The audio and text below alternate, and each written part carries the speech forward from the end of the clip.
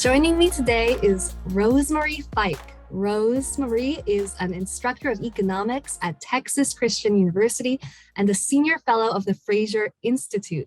She received her MA in economics at George Mason University and her PhD in economics at Florida State University. And her current research focuses on understanding the effects that different types of economic institutions have on the lives and status of women. To that end, she is the author of the Fraser Institute's Women and Progress Report, which we'll be discussing shortly. And attesting to the quality of her research, she has received numerous scholarly awards and distinctions, including the Addington Prize for Measurement. And her scholarly work has been published in the Eastern Economics Journal, Journal of Economic Education, and Journal of Benefit Cost Analysis, among others. She has published opinion editorials in news outlets such as U.S. News and World Report, The Hill, and Roll Call, and I'm very excited for this discussion with her today. So Rosie, how are you? Great. Thank you so much for having me. Thank you for joining me. Before we get into the details of your work and the Economic Freedom of the World Report and the Women in Progress Report, I'm curious why you chose this topic to focus your research on, the relationship between economic freedom and women's well-being. What led you to this research area? Well, it just seemed like there was a gap in this conversation. So when I was in my PhD program at Florida State, I was working for James Gwartney, who was the main author, he is the main author on the Economic Freedom of the World Report. And we were talking about how a lot of the data just kind of implicitly assumes that men and women have the same access to markets. And that's just not true in the majority of the world. So it just seemed like there could be, a sharpening of how we measure economic freedom and economic institutions. And then once we have a better, more precise measure of economic institutions and their quality, we can start, exploring how these economic institutions affect women's lives. I like to consider myself a feminist, and I like to consider myself, I'm an economist as well, so I love markets. And people who tend to care about gender issues and women's issues that are important to women often overlook the benefits that markets can provide women and the benefits that they have provided women historically. So I think that this is important work, important conversation. And I'm not the only one, doing work in this area. There's great scholars like Jamie Lemke, who's also exploring similar topics. So, but there's not a lot of us. So it's an important conversation to have. Right, it's an important gap to fill. Moving on to the Economic Freedom of the World Report. For those who are not familiar with it, it's the world's premier measurement of economic freedom, ranking countries based on 5 areas: size of government, legal structure and property rights, access to sound money, freedom to trade internationally, regulation of credit, labor, and business. And in the beginning, you alluded to this, the report didn't have any kind of gender components, not until I believe 2015.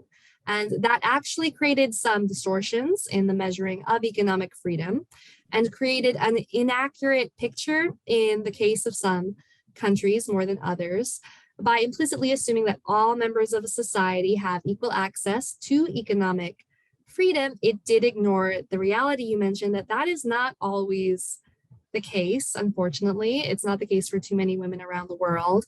So before we get into what you did to fix it, what exactly were the problems with the index when you first encountered it? It definitely measures many aspects of what we would think of as economic freedom. So kind of the hallmarks of economic freedom are, personal choice, being able to voluntarily exchange with each other, enter into contractual agreements, pursue the career of your choice, basically, give you control. To what degree do you have control over your life? But a lot of the data, when you're looking at, marginal tax rates or the soundness of the monetary policy, or, the extent to which the government is a major player in the market, it's not really capturing everybody's experience. We're just looking at that one number, and we're assuming that 100% of the population has the same experience. So if I, as a woman, don't have access to markets, if I'm not able to own property, or if I'm not able to open a bank account or engage in a business transaction, then what good is it how free, how economically free we are? What good is it if I don't have that same access? So it wasn't, an intentional oversight. I just don't think in the earlier days of the Economic Freedom of the World Index, I don't think there was a lot of data available to make that kind of adjustment. So it's only been in the past 10, 15 years that a lot of international organizations that collect a lot of this data that we use have started to really think more carefully about how are women, what are they experiencing? How are they able to access markets? What are the laws as they apply to women? Are there extra barriers that women face that men don't face? So there's all this new data started coming out, I want to say around 2009, 2010. And so that just opens up a lot of possibilities for improving the index. Just like as people start to kind of expand their scope of diversity and inclusion, we might get more measures about other types of legal discrimination, like laws based on, gender identity or sexual preferences, right? If there's any other kind of discrimination, as people start having these conversations, there's a greater impetus for these international organizations to start collecting that data and measuring these things.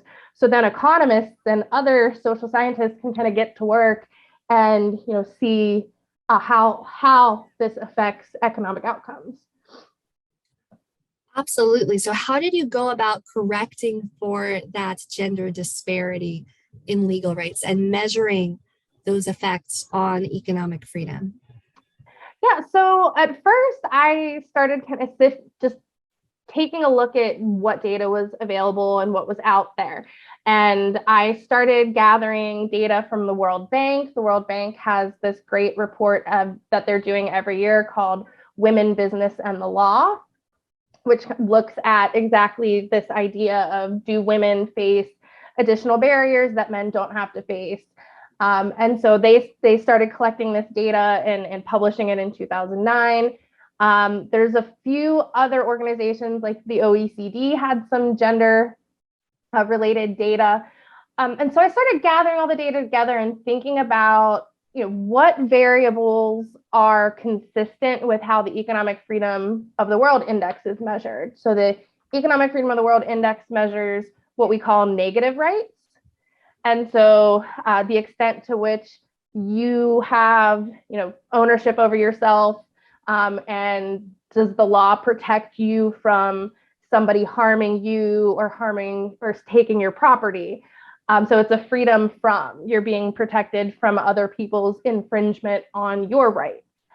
The other type of rights that we often hear people talk about are positive rights, and these are more what we call entitlements. So if somebody says we have a right to an education or a right to healthcare, that's more of a positive right, because in order for me to exercise my right to education or my right to healthcare, it requires somebody else maybe to give up property, or it obligates them to do something in order to provide me with that positive right. So I wanted to be consistent with the Economic Freedom of the World Index and only look at those aspects of the law that infringe upon women's negative economic freedoms, which, when you're talking about gender issues, most of the data out there is actually measuring entitlements. So it's measuring, are there laws that entitle a woman to have the same job when she gets back from maternity leave? Are there laws that mandate that, in the Constitution, that there needs to be gender equality? So it's all of these, a lot of the gender data focuses more on positive rights. So it was easy to weed out a lot of things, because to me, I think about positive rights as maybe these outcomes that we care about. And I want to see how economic institutions influence our ability to obtain these outcomes that we care about. And so I focused on women's ability to move freely, so outside of their home, within their country, or travel outside of the country, or to choose where to live. I focused on their ability to own property, both movable property and immovable property, and to inherit property. And I focused on their ability to choose their career path of their choice and to engage in commercial transactions. And so all of those are related to the exact things that are being measured by the Economic Freedom of the World Index. And what changes did you see to the country rankings after you made those adjustments? Because I know some countries changed their scores rather dramatically, actually. Jordan and Saudi Arabia are at least two of them. But what changes did you see after those adjustments? Yeah, so a pattern started to emerge where there were a lot of countries in the Middle East and in sub-Saharan Africa that saw significant downward adjustments to their score. So the gender adjustment that I do to the Economic Freedom of the World Index, I only adjust one of the 5 areas that you mentioned. I adjust area 2, which is the property rights and kind of rule of law area. So we view women's restrictions on their economic rights as a rule of law issue, because when we have these additional barriers, then we have a set of rules that apply to men and a set of rules that apply to women, and they're not playing by the same set of rules. So we consider that a rule of law issue. So we adjust just the area 2. So when we do that, as you mentioned, there were a number of countries where their score is reduced, and it kind of plummeted them in the rankings, like Bahrain and Jordan. So these countries have a lot of restrictions on a basic right that most economists view as essential to economic prosperity, which is property ownership. So these countries are ones in which women face significant barriers that men don't have to face when it comes to participating in the economy. And so that matters from kind of a development perspective, because just thinking about Adam Smith's work and how he talked about trade and expanding the scope of the market being the key to economic growth and development. The more people we're trading with, the more we can divide labor, the more wealth we can create. And so when you have all of these barriers on women's economic participation, you're really restricting the scope of the market in your society very artificially, and you miss out on all of the potential contributions that 50% of your citizens could contribute to the world. So when it comes to people do pay attention to these Economic Freedom of the World rankings. I know that there are people who make financial investments based on how countries are changing in the rankings on the Economic Freedom Index. And people think about, am I going to open up a business? Think about what country do I want to locate my business? They pay attention to a lot of the components of the Economic Freedom of the World Index. And so countries don't like it when they start to see their scores plummet. And so it makes those places look less attractive in terms of where you'd like to do business. Absolutely, especially compared to the overestimate of their economic freedom before you adjusted to actually get the fuller picture of whether everyone in the country had access to economic freedom. So as you said, it's clear that formal legal restrictions in the economic rights of women in many countries were preventing a significant portion of the population from engaging in mutually beneficial exchange. What were some of the negative effects of gender inequality in access to economic freedom that we expect to see in those countries, not just for women, but for the broader society? Yeah, so it's a big opportunity cost to all of society, right? As you said, it's not just the women that are losing out, it's anybody who can benefit from trading or learning from these women or benefit from the contributions that they make to the market. Oh, and if there are any empirical examples you can give on any of this, that would be great to know too. Yeah, so there was a study published by David Kuberes and Mark Tegnier in 2016 that actually examined, what are the, opportunity costs of having barriers to women's economic participation. And they found that these gender gaps in the law can cause an average income loss of about 15% of GDP. And this is for countries that have modest restrictions on women's rights. If you look at the countries that have more pervasive restrictions on women's rights, that loss is actually a lot higher. But 15% of per capita GDP is a very significant number for most of us.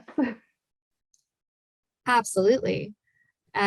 Okay, so those are some of the negative effects. What about some of the positive effects of women having access to economic freedom? And this ties really well into the Women in Progress report that you author. I think women are an excellent case study for how powerful economic freedom's effects can be on human well-being in terms of uplifting a group that historically wasn't able to access as much social equality or power in society. So what are the positive effects of giving women economic freedom equal to men? Yeah, so I talk about economic freedom as a basic human right. So I think about things this way. So if you're a woman and you're in a tough situation, maybe you're married to somebody who's not so nice to you, and you live in a country where you have no economic freedom, you have no ability to travel on your own without being accompanied by a male family member, you have no ability to get a job without your husband's permission, you can't open up a bank account without your husband's permission or knowledge. And so you don't have very many options to change your circumstance. But if you're a woman in that situation and you do have economic freedom, right, you can start to get a job.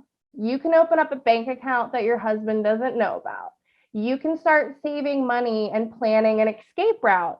And you can leave when you're ready without anybody restricting your ability to leave the country or travel on your own. So especially women who are in really terrible circumstances, economic freedom can be a life raft for you. So that's a very extreme example. But more basically, women who are living in countries that have a lot of economic freedom, they live longer, they have higher educational attainment rates, they have greater labor force participation rates. And so you see a lot more contributions. Their health outcomes are better. Infant mortality rates are lower and maternal mortality rates are lower. So if you think about a wide variety of what we would consider development outcomes that most people care about, all of these things are better in places that have economic freedom.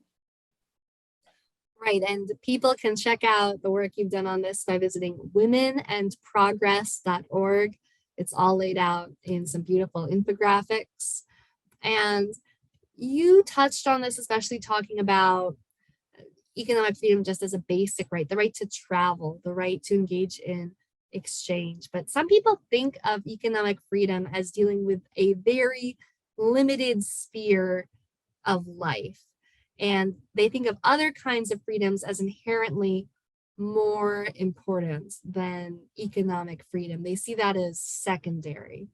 But economic freedom, as you pointed out, is actually much more all-encompassing than some people think.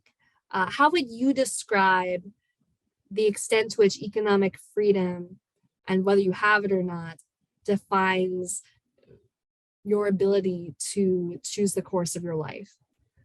I mean, economic freedom to me is all about the degree to which you control your own path in life, right? If a lot of the countries that I focus on in the Women in Progress report, a lot of the countries that have severe restrictions, they have labor market rules that say women can't do jobs that require heavy lifting, or women can't have jobs where you're working at night. So you're taking options off the table for people. And so I think that this is important for a number of reasons. There might be goals that I have that I'd like to pursue. When there's a legal barrier standing in my way, that prevents me from becoming the person I want to be, right? That prevents me from making choices and learning about the person that I want to become, let alone, pursuing that direction. But I also think it matters from the perspective of, sorry, I lost my train of thought. I think it matters also from a perspective of social norms. So women, a lot of the gender inequality outcomes that people who care about women's rights and feminism that focus on, a lot of them stem from social norms, right? This view, society's view about what is the appropriate role for a woman versus an appropriate role for a man. Which jobs are appropriate for women, which jobs are appropriate for men, right? So this kind of view that we have of what's normal or what's right, it's unspoken. And in order for social norms to change, you need to be able to challenge those norms. You need to be able to try to break that barrier, be a trailblazer. If you live in a country that has a labor law that says, women can't work any jobs with pesticides. Belarus has this labor restriction, can't work any jobs that have pesticides.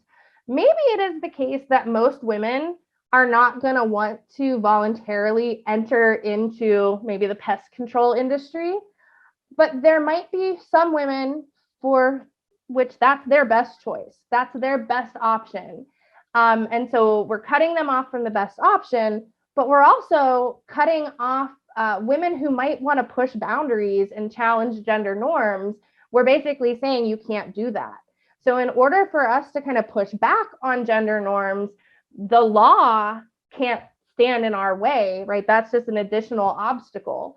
So I think it's both from a direct impact on, you might be cutting me off from my best path, but from a broader perspective, it slows down the degree to which informal rules can change if the formal rule says you can't make this choice.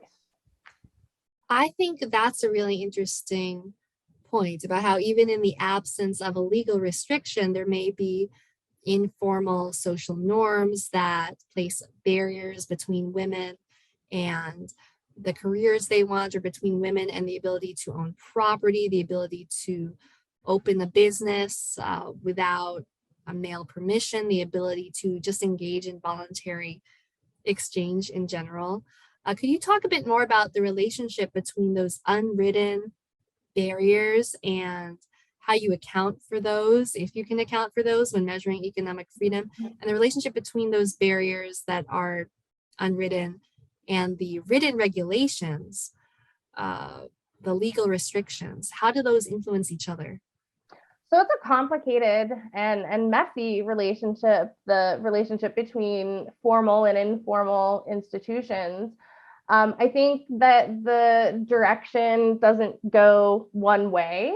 I think that it is the case that we have social norms that have influenced the formal rules that we choose to adopt.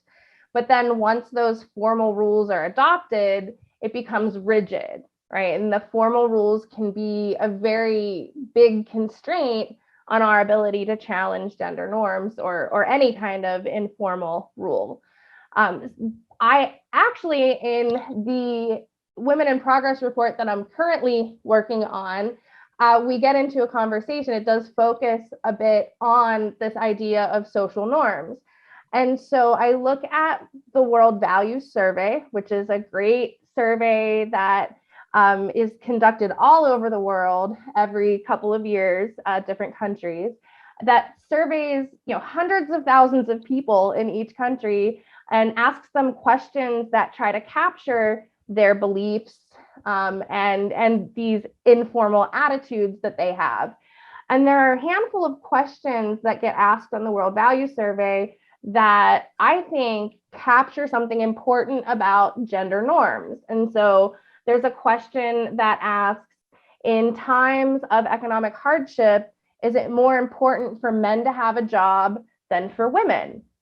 And so people who say, yes, I strongly agree, or I agree with that statement, they are expressing a view that the man should be the provider, that men should take priority over women when it comes to jobs. If jobs are limited, that the man should have priority. There's another question. Do you think that university is more important for boys or girls attending college? Is that more important for men or women to do?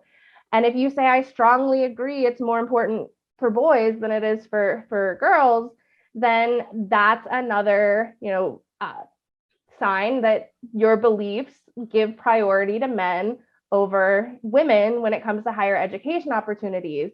And then the last question that it asks is, do you think men make better political leaders than women? And again, if you say, yes, I do, I agree with that statement, then that's saying you think men should take priority over women in these political leadership positions. So through those three questions, I create a value. I create like a little index of gender norms, and I examine what is the relationship between economic freedom and this measure of gender norms. I look at it both kind of contemporaneously in the same time period, and I look at it in terms of past economic freedom and current gender norms to try to start the conversation about causality. And in both cases, I find that greater economic freedom is associated with gender norms that are less likely to give priority to men over women. Gender norms where, you have the belief that it is acceptable for women to enter into these spaces that they might not traditionally have entered into before. And so I am finding that greater economic freedom helps us get that gender tolerance outcome that a lot of people who care about women's rights and feminist issues would desire.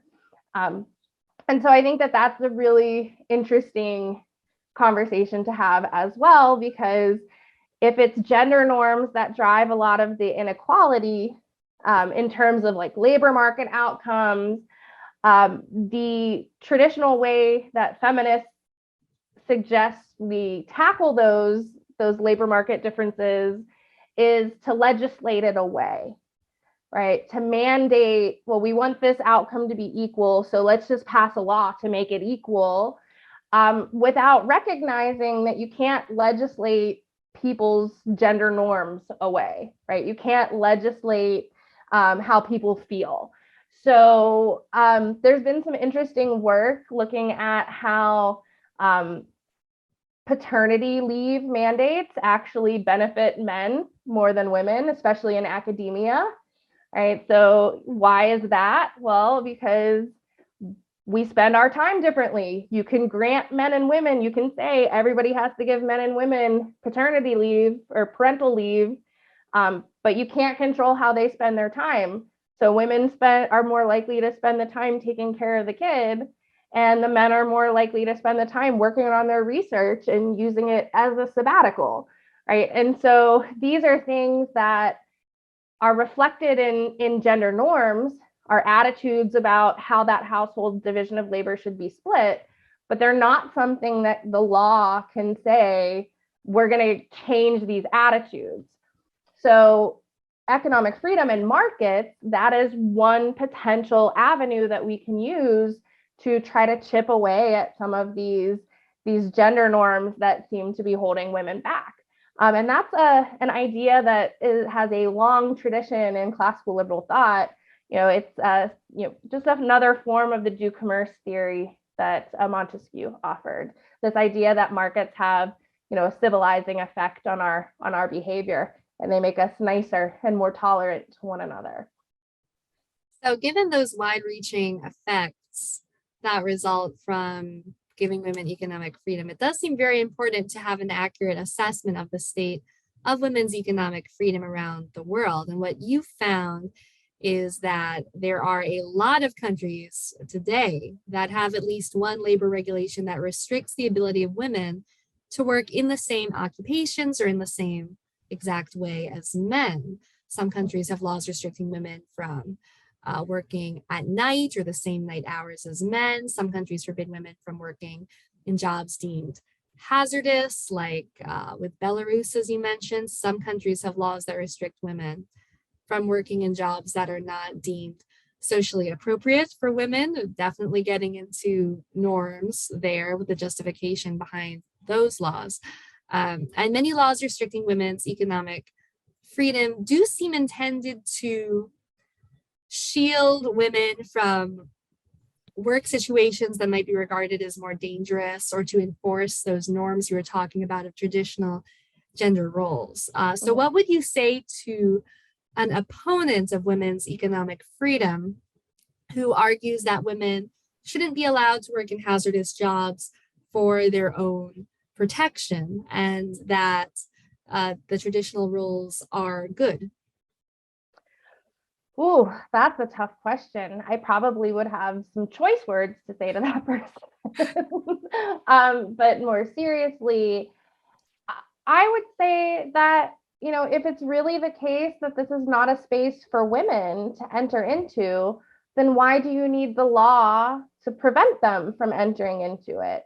Right? If it's really dangerous, and I care about myself and I care about my own well-being, and I certainly don't want to put myself in a situation that is too dangerous for me to handle, I don't need a law to tell me that I shouldn't, try to lift more than I'm capable of carrying.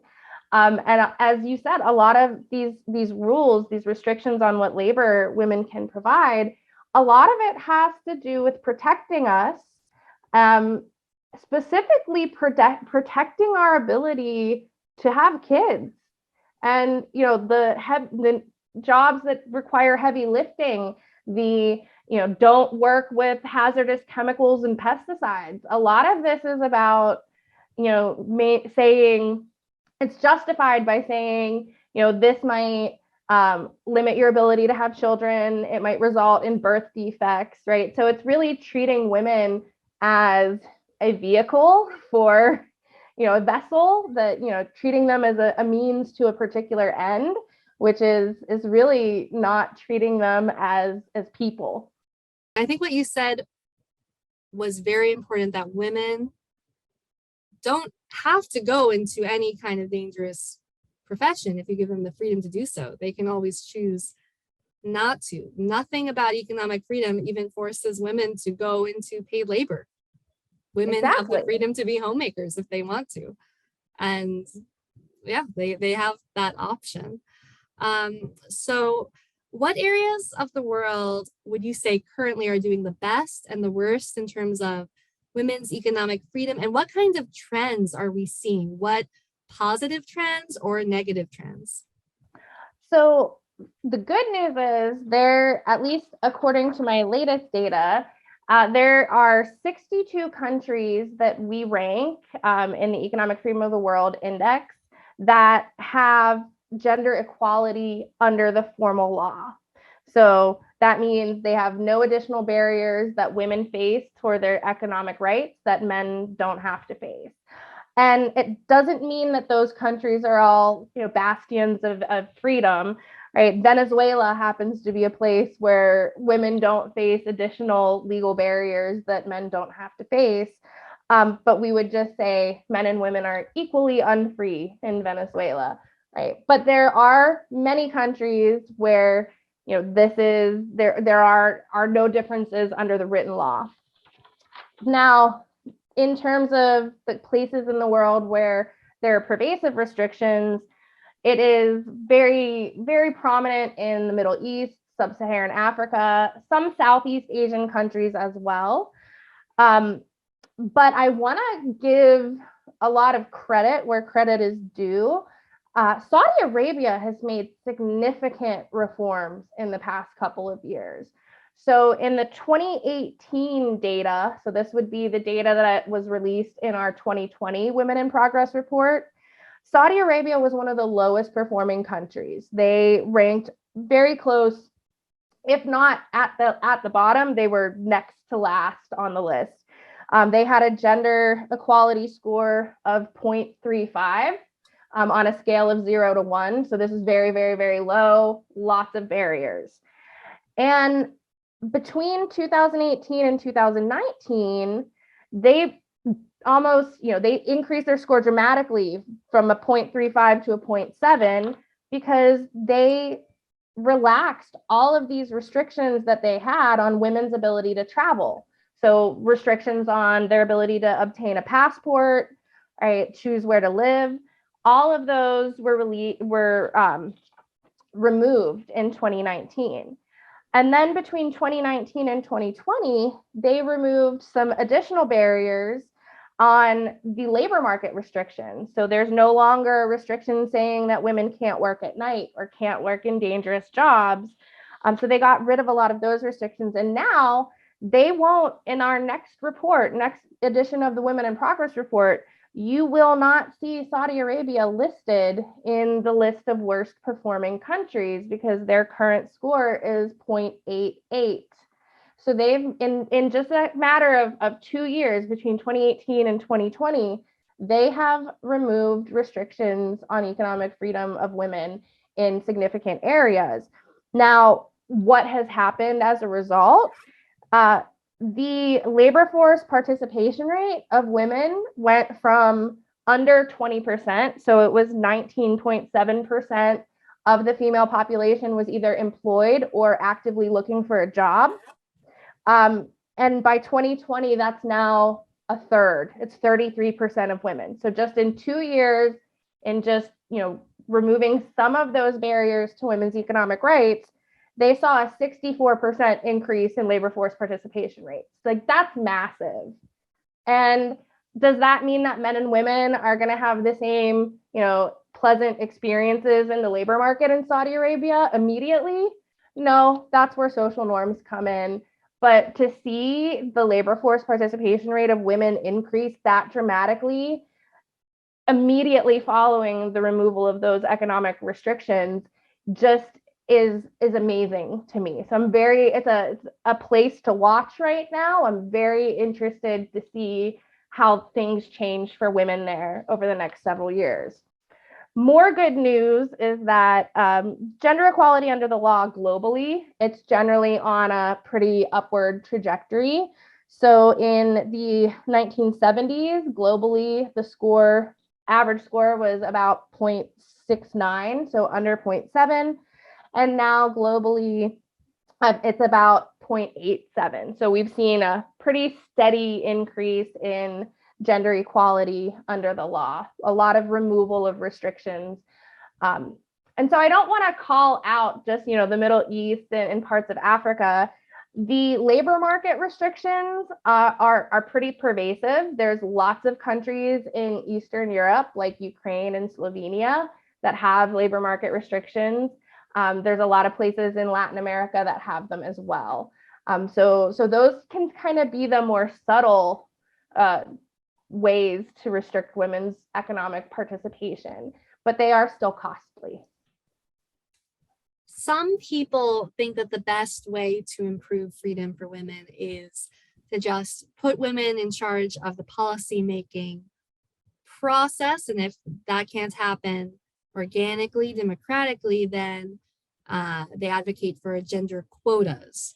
And if you look at measurements of gender equality, there are some measures which will look at female representation in parliament or whatever the political body is, and will put that into the gender equality measurement to such an extent that a country like Rwanda, that has a mandate that 50% of its parliament be female, they automatically become ranked as one of the most gender equal countries in the world just based on those quotas. But what do you think about quotas, and what impacts do they actually have on gender equality in a country or women's freedom in a country? Yeah, so I think that you can't predict in advance how the quota is going to play out, right? So there's probably several instances in which the gender quotas results in improved political outcomes, however you're measuring that. But you can't, as I said before, you can't mandate gender norms to change. You can't you can put a gender quota, but you can't ensure that there's enough women who have the experience to fill those gender quotas, right? And so I don't, those are, to me, at odds with the spirit of economic freedom, because you're taking away people's ability to choose who is the best person to fill that position. And it's important to let people make those kinds of decisions and hire who they think is best for the job. That's not a rule that's fair, to men. Actually, that's a rule that kind of infringes upon their freedom in a way. So I also think it's important not to put those in our measure of gender equality, because I would like to actually know, how does economic freedom contribute to women's representation in legislative branches, right? If I'm putting that in my gender equality measure, then I can't ask that question empirically, because now it's in the index and it's in the outcome variable, right? And I can't sort those things out.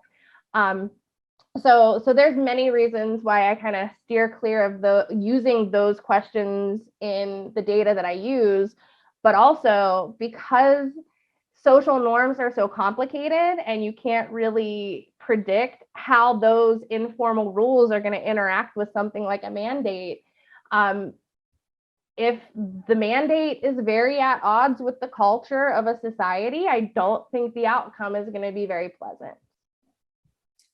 I would agree with that. I'm completely skeptical of social engineering, as are you. And I also think that what you're measuring is more important to understanding the freedom of an average woman in a country. It doesn't necessarily matter to someone if they're in a dictatorship, whether that dictator is the same gender as them or not. It doesn't necessarily matter if the politicians in charge of your country are very authoritarian, whether that's right-wing authoritarian or left-wing authoritarian. It doesn't necessarily matter to you what their gender is or whether they look exactly like you. What matters is their policy positions, right? And whether they grant you more freedom over your life or whether they take things in an authoritarian direction. Mm-hmm. So I like your measurements a lot better. Thank you. I mean, I can see and understand the logic behind having some gender quotas, because there is evidence in the experimental economics literature that, women are less likely to take risks, right? They have different risk preferences, systematically different than men. They're likely to spend money in different ways than men. So you are probably very likely to get some systematic differences in the policies that men and women prefer, right? So there is, that justification behind doing it. I just don't know, because our world is so complex, it's not clear that they're going to achieve the outcome that you'd like them to achieve. But I think that that's where the justification for a lot of this comes from, is a lot of the experimental economic literature, behavioral economics literature about men and women making different systematic choices. That's interesting. And you described quotas is actually a law that discriminates against men, which brings me to another question, which is, by focusing on women's economic freedom, how do you deal with the criticism that focusing on women's economic freedom is actually not the way to go, because we should be focusing on how economic freedom benefits everyone? And by just focusing on women, that could downplay the suffering of men who lack economic freedom, or that could be sort of a myopic way to look at things. Yeah, so I would say that in making the gender adjustment to the Economic Freedom Index, that is a step towards looking at economic freedom for everybody, because the default position before was that we're just going to measure these laws and assume that everybody has access to, they experience these laws in the exact same way, right? That's by default focusing only on economic freedom that is guaranteed to men. And so in making the adjustment, right, when we do the adjustment, we're only adjusting, 50% of the population. We're not downgrading the rules that apply to men. We are downgrading the rules as they apply to 50% of the population. So I think that this is a more inclusive view of what economic freedom means. It's challenging that default position that the way we measure things, focuses on the male experience. And I don't think that that's a maliciously intended thing. I think that there were not a lot of female voices in economics for a long time. And it takes having more female voices enter into a field to start to be more aware of the issues and the problems that are important to women. Right. And as you were saying, if you are only looking at economic freedom for men, you're not really looking at economic freedom. You're just looking at economic freedom for that one half of the population. So the literally hundreds of peer-reviewed academic studies that have found that citizens in economically free countries are wealthier, healthier, and happier than in countries with less economic freedom. Those are very convincing. And the same is true when comparing countries that grant men and women equal access to economic freedoms and that don't restrict the economic freedom of women. So what are some of the ways that economic freedom for women can make life better in a society and promote progress?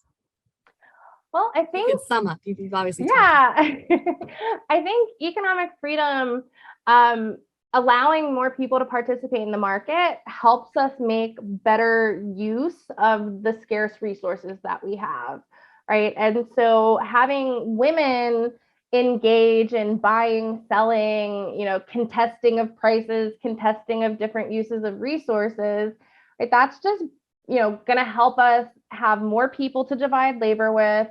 Going to help us figure out better figure out and identify what we have a comparative advantage in. And it's going to help us make more out of the limited resources that we have. It is a wealth enhancing policy. And it's actually one, like, if you start to remove the restrictions that women face that men don't face, it's low-hanging fruit from a policy perspective, because it's not requiring governments to do something. It's not requiring them to allocate resources towards enforcing a particular thing. It's actually saying, let's refrain from doing something and maybe take some of those resources that you were using, having a bureau that makes sure there's no women working at night. Maybe you could use those resources towards something more socially productive. And so I really do think it's a fundamental issue of, economic efficiency, right? It is inefficient to have these rules that artificially cut people out of the market, whether it's based on gender issues or some other margin of discrimination, it's inefficient. Right. It's a very low cost way for governments to get a huge potential boost in their society's prosperity. Yeah, I mean, just look at Saudi Arabia. I am so impressed with the change that has rapidly happened there. And I would be very surprised if it didn't translate to kind of a boost in their per capita income. That is really heartening to hear. For a final question, given all of the benefits of economic freedom for women, why do you think that relative to their share of the population, there are relatively few women who are supportive of sort of free market economics, or there are relatively few libertarian leaning women compared to what you'd expect from random chance? I mean, that's a good question. I think that, part of it comes from like economics in general is an area where there's not that many women still, right? It's one of the more, it's one of the kind of STEM fields that has a persistent and large gender gap. So perhaps it's a, lack of women to explore these questions. Maybe, the average person who hasn't had any economics training might not understand, the way the market works or the spontaneous order of the market. But that, I don't want to blame the women. I think, part of it is also, I don't hear a lot of classical liberals, tackling these issues. And maybe we need to do a little bit better about, be a little bit better about the messaging that we're putting out there, right?